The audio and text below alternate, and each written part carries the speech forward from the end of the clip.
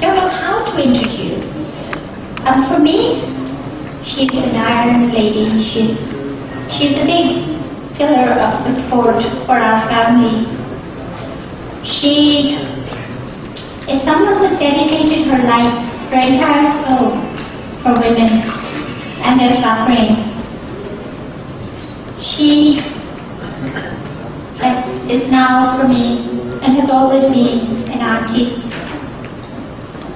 She's a dear friend of my mother's as well, but she is known everywhere as the president of the Business and Professional Women of Pakistan, Ms. Shamim Kazmi.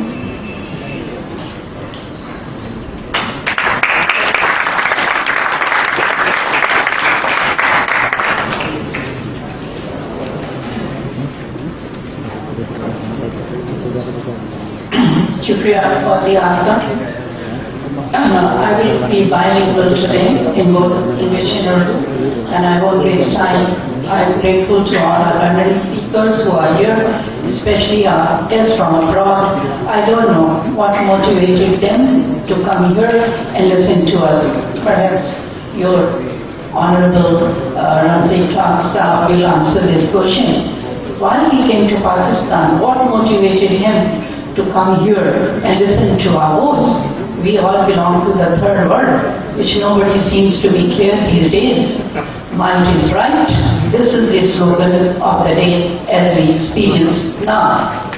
I am here today, Shamim Kazmi, representing the mother of Aafia. Ismat is my very close friend from college days. I have seen these girls growing in front of me, such beautiful, lovely girls, such brilliant girls. And when Ismat used to tell me, Aafia is doing this, Aafia is doing that, I always used to feel equally proud.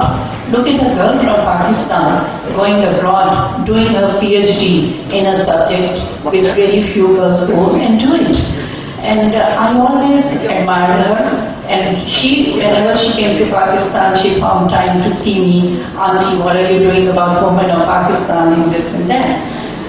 And when we heard this news, believe me, I had no heart to go to Ismat's house. But once I used to wonder, if I go to Ismat, what will I tell her? How will I console her? And for months I was hiding myself away from her.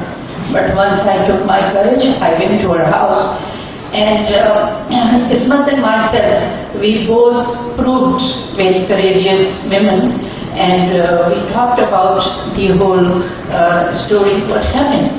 Mansoor Sahab, my brother Mansoor Bhai, has just narrated all the legalities which were involved in this case. As a layperson, as a woman activist, Mr. Ramsey Clark, I tell you, my opinion is there is no legal case against Aafia. Why she is there? This is the simple fact, not a single legal accusation against her. And please, I have few queries while I am going along in my speech. Mr. Clark, with you, how many women in American history have been given 86-year prison punishment? I would like to know. I don't know. How many women have you given this punishment? Why have you selected Aafia for this? Some prejudice? I don't know what's wrong with you people. My exposure to America was in 60s. When I went to America, I was touched by the people of America. They all used to smile, helpful. I was a young girl as a student, and I was impressed by your human rights, by your laws, and your protection of laws. What has turned you people against us? Why? Why you are doing all this? Why you have singled out this little, young, beautiful girl who was in prime of her life for her best education, and all of a sudden has she become a dynamite, a living dynamite? The mighty America is afraid of this girl. What is she going to do for America? Just think for a moment. This little girl, is she going to shake up America, a state which is all powerful now? Is she a living volcano which you have put in a prison cell? Why all this? Please, Mr. Ramsey Clark, give me an answer. Why Aafia is there? I don't want to talk on politics. I don't want to talk on between the relationship of the state. What I want answers as one human being to another human being, as one citizen to another citizen of another country. Look, one incident. Please tell your nation, tell your statesmen, tell your senators. This one episode of Aafia has created hatred against America. Do you want this? Do you want millions and millions of third world to start hating you? And I tell you, we have faith in God. Har Firon Ra Musa, if you will treat like a pharaoh, there will be a Moses within your country. And we look at you. Please stand up. We have done enough with our government. We have done enough with everybody.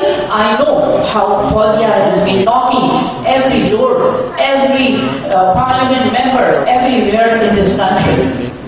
Everybody seems to be sleeping over the whole issue. Now we have to get in touch, people to people, and bring this girl back home. Deport her. Deport her to Pakistan. And we are here to look after her. Why do you want her to die in an American cell? Why? Well, what pleasure the whole America or the American government will get? What are they achieving out of this incident? What political bargains they are going to do? What are they going to do with one small girl, frail girl, who has almost lost her mind and has become a little children? No matter. If I am put in this situation, I will behave in the same way. Please, we have to tell our governments, whether you or me in Pakistan, behave yourselves. Mr. Ramsey Clark, long time back when I was a student, I don't even remember. I remember reading a book. It was written perhaps by an American on a lighter tone, The Ugly American. And we used to laugh at the book. Why has this person written this book? Now the time has come when I think some American will stand up and write a book, The Ugliest American. Why do you want this picture? Why do America want to be the symbol of the ugly, of the cruelty, of Shamim? Why? What pleasure you are getting out of this? So please, just think about it. Now I think the time has come, man to man, woman to woman. As a woman activist, I am worried about Aafia. I really wish and I will pray that she will come back and before her mother loses her life. She is very frail, she is very ill, and I am really jittery every time I go to her home, and I want both of them to see each other, inshallah, very soon.